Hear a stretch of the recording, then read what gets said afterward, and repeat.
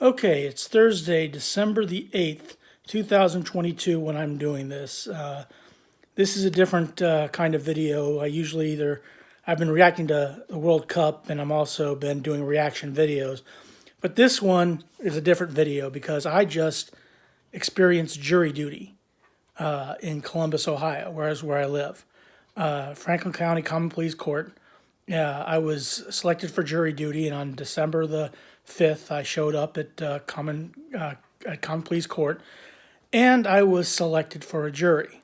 Now I know people are probably gonna say, "Hey, this is how you get out of jury duty and all this stuff," but I was too stupid. I didn't do it. I ended up serving. This is the second time I've did jury duty. One time I did a civil case, probably about 10, 15 years ago. This was a criminal case, and one thing I can honestly say after my experience with jury duty, okay, both before and after. Before this case, back the first case I ever had, to this one, I do not trust a jury, okay?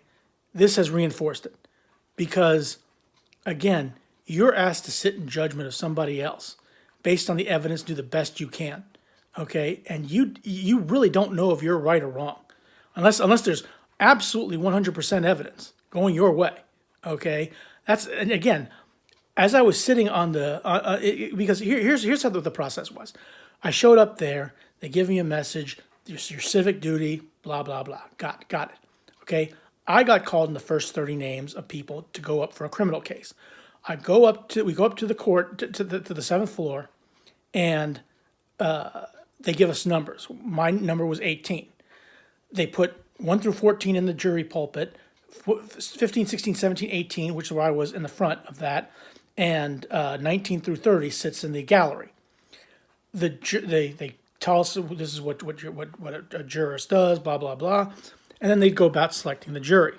Now there was one lady on there who was probably the smartest person that I could think of. She was a Ohio State professor and a liberal through and through. You could tell based on what she was saying, but what she said was enough to get her kicked off the jury. They dismissed her, thanked her for her service. Lawyers all used each of their three challenges, and at 18, when you get rid of six, then I got jury number 9. I was on the jury. Two others were selected as alternates, and we went through this case. This was an individual who was on trial for rape, 3 counts. Or actually, assault was one count, count 1. Counts 2, 3, and 4 were rape. Okay, with the second being special because the victim might have been under 10. That's disgusting to me in every shape of the word, okay? And no matter how I look at how I try and comprehend it, it's still the thought that somebody would do something like that to a child is absolutely disgusting, okay? But I wasn't allowed to have preconceptions. I had to look at the defendant. I hesitate to say his name, okay, because I don't want, maybe I will, maybe I won't, I'll think about it, is innocent until proven guilty. And when I hear all the evidence, I'm listening to it all. I have to make a determination. What, based on what I'm being told, connects him to this victim? Now, it was his cousin that was the accuser, but everything that was being told to me, I was trying to comprehend. How does this prove that this guy did this to this girl? Okay, you're getting testimony from 10 years past. Okay, a lot of contradictory testimony, and that's something that you would expect. But I felt, and I could be wrong, if my fellow jurists, see this video, they might, it kind of felt like a little bit to me when it started, like our job was, like he was guilty until we could prove him innocent. It kind of felt that way. It wasn't like that, to be fair, because my fellow jurists were very supportive and very knowledgeable, and we were having discussions back and forth. Ultimately, the decision had to be made, okay, without any physical evidence against the accuser. Who do we believe? Do we believe the accuser or the accused? Okay. Now, I found from all the people that tested, there's I'd say about 12 to 15 people testified. Okay. In my opinion, I believed the accuser and the accused. The accused took the stand. Okay.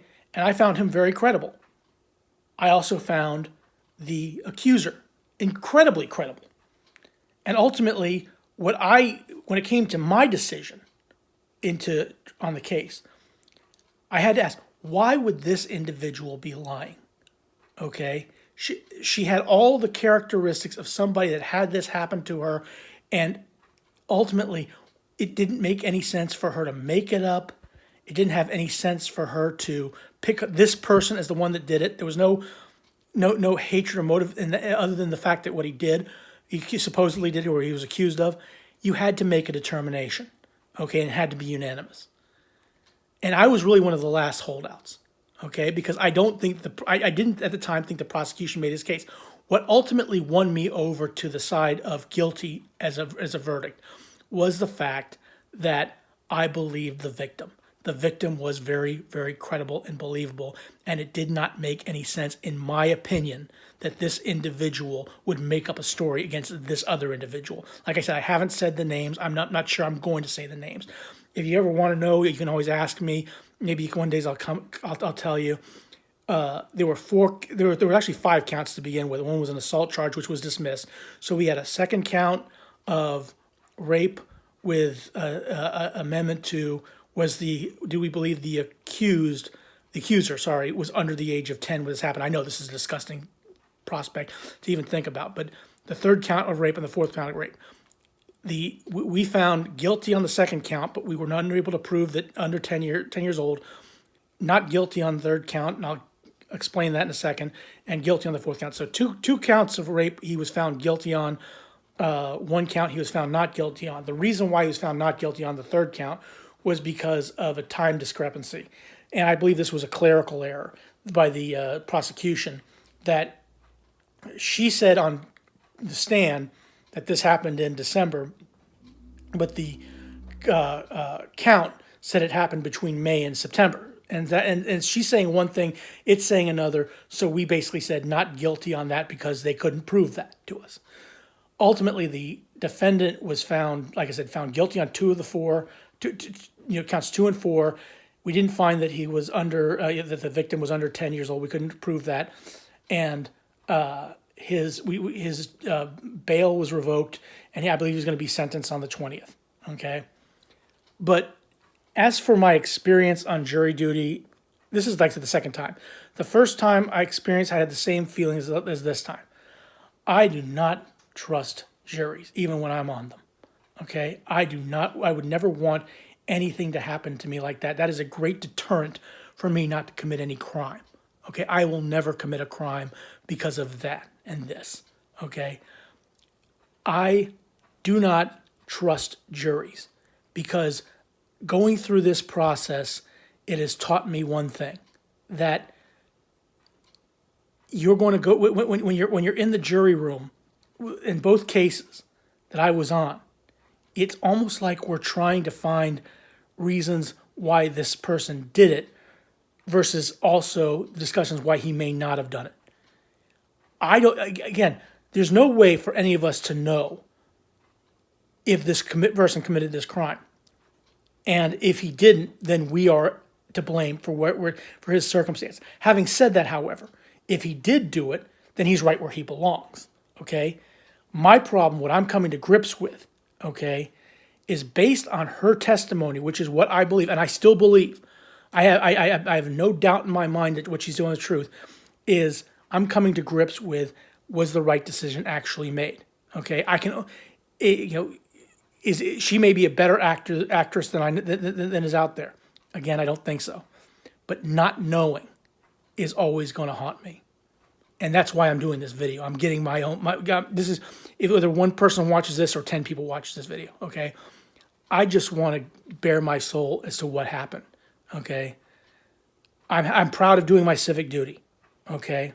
I don't mind going down to the courthouse and being part of a 125 jury pool. Just don't select me for any jury, okay?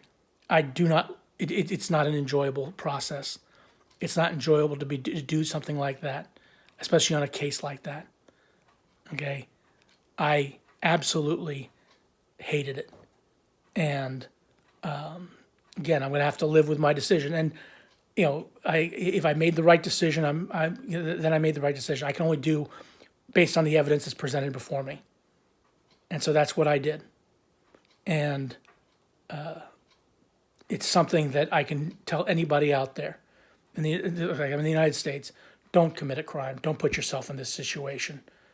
Don't put yourself in any kind of situation where other people have to judge you based on evidence like this, because this was difficult for me, and ultimately, like I said, I made a decision based, and it was, we all did. Everybody there made a decision based on the evidence that was presented to us, and again, hopefully, we made the right decision, and because we're going to have to live with this for the rest of our lives.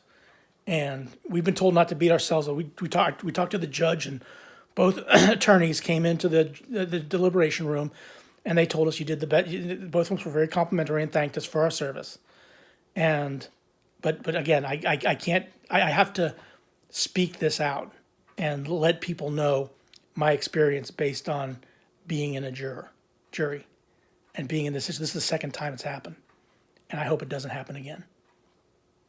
But I can also tell you this: it's a tremendous deterrent for me not to commit a crime. Not that I ever would. Okay.